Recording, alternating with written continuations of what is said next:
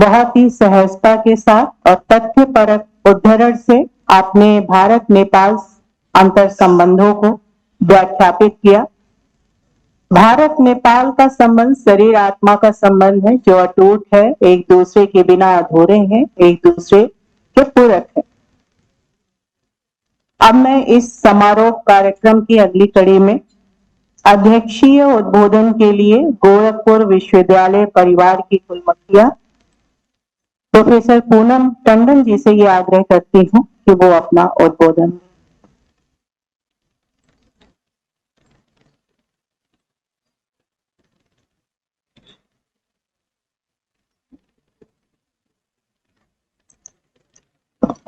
बहुत बहुत धन्यवाद पद्मजा जी। सभी को मेरा नमस्कार। सबसे पहले मैं महायोगी गोरखनाथ विश्वविद्यालय और महाराणा प्रताप पीजी कॉलेज हमारा जो है उनको बहुत बहुत बधाई देना चाहूंगी इस तरह के आयोजन के लिए। अब देखिए, किसी आयोजन की सफलता इस बात में दिखाई देती है जब वैलिडिटी सेशन होता है, लास्ट सेशन होता है, उसमें इतने लोग शायद मैंने पहली बार देखे। तो कार्यक्रम कितना सफल है ये तो कुछ कहने की बात ही नहीं है। और बहुत बहुत आप लोगों को बधाई जो सारे आयोजक हैं और जो मंच पे हमारे लोग बैठे हैं, सभी को मेरा नमस्कार। बहुत से नाम है, बहुत बार लिए जा चुके हैं, इसलिए बार बार नहीं कहेंगे। सारे पार्टिसिपेंट, सारे सम्मानित सदस्य हमारे बीच हैं।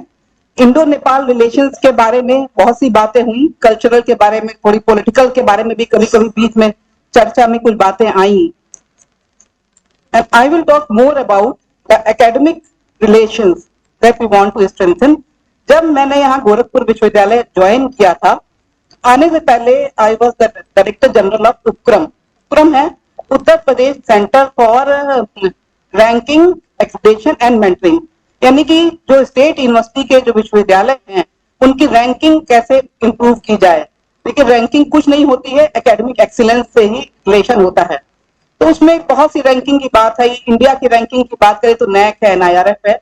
अगर विश्व स्तरीय रैंकिंग की बात करें तो QS वर्ल्ड रैंकिंग जो है सबसे प्रेस्टिजियस रैंकिंग थी और हम लोग उस पर काम कर रहे थे। QS वर्ल्ड रैंकिंग, उसमें 50% जो हमारा मार्क्स थे, पॉइंट्स थे, वो इस बात पे थे कि आपकी परसेप्शन क्या है, एकेडमिक कम्युनिटी आपके बारे में क्या सोचती है। उसके लिए वो लोग ये करते हैं कि सारे एकेडमिशियंस को मेल भेजते हैं और आपकी यूनिवर्सिटी को वो कैसे रेट करते हैं। तो I was attending a programme, QS के जो एशिया हेड थे वो उसको एड्रेस कर रहे थे। उन्होंने एक बात बताई, एक फैक्ट था, वो बहुत ही आश्चर्यजनक था। हम लोग हमेशा साइंस में या किसी सब्जेक्ट प्रयास करते हैं कि हम लोग कोलैबोरेट करें, सबसे नंबर 1 पे USA, उसके बाद यूरोपियन कंट्री या कनाडा, इनसे एकेडमिक कोलैबोरेशन को हम लोग बहुत प्रायोरिटी देते हैं। भाई डेवलप्ड कंट्री है, हर कोई जाना चाहता है, हर कोई उनसे अपने संबंध रिसर्च कोलैबोरेशन और या एकेडमिक कोलैबोरेशन के लिए इन लोगों की ओर देखता है। उन्होंने कहा कि जब रेटिंग की बात आती है, आपको ये रेटिंग नहीं करते इंडिया को। उन्होंने कहा कि आपकी रेटिंग नेपाल से आती है, मलेशिया से आती है और साथ आसपास के देश हैं, श्रीलंका से आती है और बांग्लादेश से आती है। आपको रेटिंग में, रैंकिंग में यही कंट्री कंट्रीब्यूट कर सकते हैं। इसका मतलब सांस्कृतिक संबंध देखिए आप रिसर्च के लिए, फाइनेंशियल के लिए या आप अपने उन्नयन के लिए आप जुड़े हैं और देशों के साथ में, लेकिन आप भावात्मक रूप से कहां से जुड़े हैं, चाहे वो नेपाल हो या भारत हो। अगर हम आपस में बात करें, कोई भी छात्र है या किसी से भी बात करें, अगर आप पूछे एक ऐसा देश जहां जाके आपको लगे आप अपने देश में, चाहे कोई इंडियन हो या नेपाली हो, उसके पास जवाब एक ही है, कोई दूसरा आंसर नहीं है इस बात का। नेपाल वाला कहेगा इंडिया और इंडिया वाला कहेगा नेपाल, एक ही जवाब है ये। और दूसरी बात है, अगर इस तरह का है, अगर हम लोगों को अपने विश्वविद्यालयों को आगे ले जाना है तो हम लोगों को एक साथ आने की बहुत बहुत आवश्यकता है। इस तरह की रैंकिंग में, एकेडमिक एक्सीलेंस में हम लोग उनका सहयोग तो ले सकते हैं, लेकिन वो हम लोगों को आगे नहीं ले जा सकते। ये तो बात सिद्ध है, डेटा से सिद्ध है ये बात। तो हम लोग, मैंने तो आते ही यहाँ प्रयास शुरू करा कि हमारा एक तो ज्योग्राफिकल लोकेशन जो गोरखपुर की थी, वो नेपाल से इससे पास कोई भी और देश था नहीं, इतना पास हमारे नेपाल था। और हम लोग, मैं फिजिक्स की हूं, तो हम लोग ये बात करते हैं जब मॉलिक्यूल्स अरेंज होते हैं सबसे स्ट्रॉन्ग इंटरेक्शन वो होता है जो कि नियरेस्ट नेबर इंटरेक्शन है। तो हमारे लिए कौन सा कंट्री था? नेपाली था, नियरेस्ट नेबर इंटरेक्शन हमारा था। तो ज्योग्राफिकल लोकेशन हमारी 2 घंटे पे हम पहुंच जाते हैं आपका लुम्बिनी, और इस तरह के लिए आना जाना बहुत आसान था। तो मैंने शुरुआत करी इसको एक्सप्लोर करने के, what is the possibility of academic collaboration with Nepal. Gorakhpur विश्वविद्यालय में हमारा एक हॉस्टल है जिसका नाम है नेपाली अंतरराष्ट्रीय छात्रावास। बहुत अच्छा बना हुआ है, 1 रूम के स्यूट्स हैं उसमें और 50 रूम्स हैं, बहुत सुंदर बना हुआ है। इसका मतलब गोरखपुर पहले से ही नेपाल के साथ कोलैबोरेशंस को देख रहा था। फिर मैंने देखा यहाँ पे आई joined on 4th September, 18th को यहाँ कन्वोकेशन था, और उस कन्वोकेशन में जो डिग्री दी गई पीएचडी की, उसमें 3 हमारे नेपाली छात्र थे।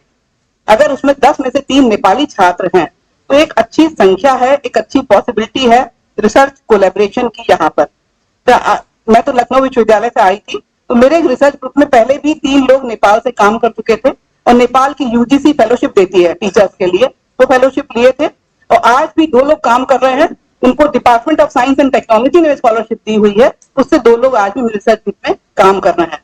I had very good experience with the researchers from Nepal. और शायद मैं नेपाल कितनी बार गई हूँ मुझे भी नहीं पता, मतलब इतना नंबर है, कई कॉन्फ्रेंसेज में, कई प्रोग्राम में और कई इवेंट में। तो हमको लगा कि हम लोग देखते हैं दूर वाले देशों में सबसे ज्यादा पॉसिबिलिटी तो हमारे पास के देशों में है। तो एकेडमिक कोलैबोरेशन को हम लोग प्रयास कर रहे हैं, और फर्स्ट वीक ऑफ जनवरी में हमारे यहाँ से डेलीगेशन गया नेपाल में, और लुम्बिनी बुद्धिस्ट यूनिवर्सिटी से हम लोगों ने एमओयू करा, और उस एमओयू के तहत 30 लोग हमारे एंशिएंट हिस्ट्री से 30 छात्र और टीचर्स हमारे गए थे। उन्होंने इंटरनेशनल कॉन्फ्रेंस कराई थी recently, I think Padmika ji was also with them. 30 हमारे बच्चे गए वहां पर, और उसके बाद हम लोग पोखरा गए, और वहां पोखरा यूनिवर्सिटी से और गांडकी यूनिवर्सिटी और एक और एग्रीकल्चर यूनिवर्सिटी है, हम लोगों ने 3 से एमओयू करा। उसके अलावा हम अन्य क्षेत्रों में भी आगे जा रहे हैं और पॉसिबिलिटी एक्सप्लोर कर रहे हैं। क्या क्या वजह है, बता ही चुकी हूँ क्या वजह है हमारी इसकी। कल्चरल सिमिलैरिटी की बात करें तो शायद कुछ अलग है ही नहीं, हम दोनों में बिल्कुल सिमिलर है। शायद अगर हम यहाँ से साउथ जाएं तो हमको ज्यादा डिफरेंस दिखाई दे, अगर गोरखपुर से नेपाल जाएं ज्यादा हमको नजदीकी दिखाई दे, अगर हम सिमिलरिटी की बात करते हैं, या खान पान या रहने की हम बात करते हैं। हम लोग देख रहे हैं student exchange and faculty exchange के बारे में भी हम लोग प्रयास कर रहे हैं, और लगातार हम लोग बात कर रहे हैं यहाँ पे। और अभी भी जब ये कॉन्फ्रेंस थी तो फर्स्ट डे में कई वाइस चांसलर्स थे, we had a meeting with them to explore the possibility of collaboration, कि कैसे हम लोग अपने सहयोग एकेडमिक कोलैबोरेशन को स्ट्रॉन्ग कर सकते हैं। उसके बाद हम लोगों ने अभी पीएचडी का एक नया रेगुलेशन बनाया है, उसे हम लोग कह रहे हैं पीएचडी रेगुलेशन 2024। मैंने देखा जो पुराना रेगुलेशन था उसमें जो फॉरेन स्टूडेंट्स का एडमिशन थोड़ा जटिल था, क्योंकि यहाँ पे एक तरीका होता है कि रेट, यानी कि एक एडमिशन टेस्ट होता है, सबको देना पड़ता है। अब किसी विदेशी छात्र के लिए आके यहाँ एडमिशन टेस्ट देना मुमकिन नहीं था। हम लोगों ने अभी करा है, there will be no admission test for any foreign student including the student from Nepal. फिर यहाँ पे सीट्स का एक नंबर फिक्स होता है कि एक प्रोफेसर के संग इतने ज्वाइन कर सकते हैं, लीडर के संग इतने नंबर होता है, and the foreign students will be admitted on the super numeric basis, यानी कि सीट की बाध्यता उनके लिए नहीं होगी, वो आ सकते हैं, एडमिशन ले सकते हैं। तीसरी बात है the fee structure for the foreign students, the fee is relatively much higher than the student from our university. लेकिन जो हमारे सार कंट्री हैं और नेपाल के लिए ऑलमोस्ट वही फीस है जो हमारे लोकल स्टूडेंट के लिए। हमने बिल्कुल ये नहीं करा, because we don't want to make it as a source of income, we look forward for collaboration and for the support from each other. उसके बाद there is a possibility of joint supervision. एक supervisor यहां से हो सकता है और एक सुपरवाइजर आपके यहाँ हो सकता है, ऐसा भी हो सकता है, यानी कि ज्वाइंट पीएचडी प्रोग्राम हम लोग ऑफर कर सकते हैं। हम लोग ये सारी फॉर्मेलिटी अपने पास करा चुके हैं, और हमारी यूजीसी ने भी इसको अलाउ करा है, इस तरह की कोलैबोरेशन को। तो ये हो सकता है हमारा, लेकिन बस कंडीशन ये है कि छात्र कहीं भी काम करेगा 6 महीना उसको दोनों जगह पे, 6 महीना यहाँ और 6 महीना नेपाल मिनिमम रहना पड़ेगा। अगर यहाँ का छात्र ज्वाइंट कोलैबोरेशन करेगा तो उसको 6 महीना नेपाल में रहना पड़ेगा। अगर नेपाल का छात्र ज्वाइंट कोलैबोरेशन में रजिस्टर करेगा तो उसको 6 महीना हमारे विश्वविद्यालय में रहना पड़ेगा। ये कंडीशन है उसके साथ में। और जहां तक हमारे कॉलेजेस की बात है, यूनिवर्सिटी के साथ हमारे कॉलेजेस की बात है, तो I always want to promote research in colleges as well, because we want to grow together with our colleges। और एक हमारा कॉलेज की इतनी अच्छी पहल, इस तरह के का आयोजन, तो बहुत बहुत बधाई के योग्य हैं वो लोग तो ये। उसके बाद पूर्वांचल क्षेत्र में लखनऊ से आने के बाद जो मुझे महसूस हुआ कि लखनऊ एक बहुत बड़ा शहर था, बहुत सी रिसर्च लैब थी, बहुत सी CSR की लैब थी, बहुत सी नेशनल लैब थी और बहुत सी रिसर्च इंस्टीट्यूशन या बहुत सी फैसिलिटीज छात्रों के लिए थी। लेकिन पूर्वांचल क्षेत्र में स्पेशली साइंस में जब हम बात करते हैं, बहुत से इक्विपमेंट चाहिए, बहुत सी एडवांस फैसिलिटी चाहिए, इंजीनियरिंग में चाहिए, जो कि यहाँ पर मिल पाना मुश्किल था। और हम लोग आपको बताना चाहेंगे कि हमारी यूनिवर्सिटी को, दीनदयाल उपाध्याय गोरखपुर यूनिवर्सिटी को, on the basis of merit it will receive A grant of 100 crore sanction हो रही है। और देश की 26 विश्वविद्यालय हैं जिनका चयन इसमें हुआ है, and it is for developing our university as multidisciplinary education and research university.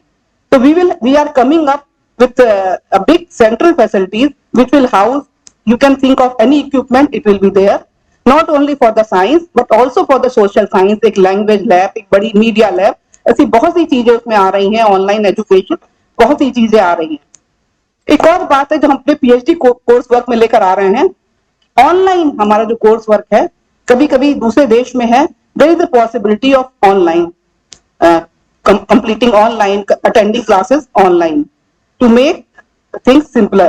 तो हम चाहते हैं कि कोलैबोरेशन हमारा स्ट्रेंथन हो, और हम केवल ये नहीं चाहते कि नेपाल के बच्चे हमारे यहाँ आए, हम ये भी चाहते हैं कि हमारे बच्चे भी नेपाल में जाएं और वहां सीखें कि वहां की संस्कृति क्या है, वहां का कल्चर क्या है, वहां के लोग कैसे काम कर रहे हैं और क्या कर रहे हैं, वहां के बारे में भी जाने। हम लोग बात कर रहे हैं ICC Indian council for cultural exchange and research से भी कि वो हमको कुछ स्कॉलरशिप दे। We are asking for the scholarship and we will prefer to have the student from Nepal with scholarship. उसके लिए हम लोग लगातार प्रयास कर रहे हैं, उनसे हमारी बातचीत चल रही है कि फॉरेन स्टूडेंट के लिए हमको स्कॉलरशिप दे, जिससे कि जो बच्चे अगर कोई यहाँ स्टडी करना के लिए आना चाहें उनको स्कॉलरशिप भी मिल सके। क्योंकि देखिए यूनिवर्सिटीज के तो अपने सीमित संसाधन, वित्तीय संसाधन होते हैं, हम लोग इस तरह के प्रयास लगातार कर रहे हैं यहाँ पे। And we are discussing the possibility of twinning degree, joint degree and dual degree with Nepali universities। वो हमारा चल रहा है because we have many professional courses also in our university like agriculture, management and engineering। उसके अलावा हमारा BA LLB and इस तरह के कोर्सेज में बायोटेक्नोलॉजी, बायोइन्फॉर्मेटिक्स काफी रुचि दिखाई। उसके बाद हम लोगों ने जब लुम्बिनी से हम लोग लौट के आए थे, लुम्बिनी बुद्धिस्ट यूनिवर्सिटी से, हम लोगों ने बहुत अध्ययन केंद्र की स्थापना यहाँ पर करी है, जिसमें हम लोग साथ में बहुत सा काम प्लान कर रहे हैं और करने जा रहे हैं। उसमें हमारे साथ में कई विभाग हैं, ancient history department, Sanskrit department and the other languages, Hindi department. ये ऑलरेडी ही काम कर रहे थे कुछ बुद्धिज्म पे, लेकिन अब हम लोग कुछ एक प्लान वे में एक कॉमन अम्ब्रेला में ये काम आएगा। आप लोगों ने कहा कि नेपाल के विषय में हम लोग शोध करें। हमारे विश्वविद्यालय में कई रिसर्च ग्रुप हैं जो नेपाल में काम कर रहे हैं, उस पर बुक लिख रहे हैं और थीसिस आ रही है। And we are planning to have Nepal अध्ययन केंद्र आल्सो एट अवर यूनिवर्सिटी। वो सारी चीज एक कॉमन अम्ब्रेला में हमारी आएगी और एक साथ आएगी, और हमारा आपस का सहयोग इससे और भी स्ट्रेंथन होगा। तो हम लोग बहुत से प्रयास कर रहे हैं, आप सबका सहयोग हम लोग को चाहिए है, और यही कहना चाहेंगे। और बहुत अच्छा आयोजन, बहुत अच्छी पहल, प्रोफेसर प्रदीप राव को स्पेशली बहुत बहुत बधाई इस तरह के आयोजन के लिए। पद्मजा मैडम है, अम्मी जी हमारी यूनिवर्सिटी से हैं, तो Harsh Sinha is there, then the delegation from the Nepal, I have heard that 30 persons were there. 8-9 तो हमारे पास भी आए थे और 7-8 तो हमने आज देख लिए, maybe I miss 10 more person जिनसे हम नहीं मिल पाए। बहुत बहुत आप लोगों की इस पहल के लिए बहुत शुभकामनाएं। और देखिए पॉलिटिकल रीजन से कोई कंट्री, हम तो ये कहीं जा सकता है, लेकिन अगर आप कल्चरल की बात करें, it is Nepal is our natural partner and India is the natural partner of Nepal। तो ये है हमारा। इसी के साथ बहुत धन्यवाद and thank you very much.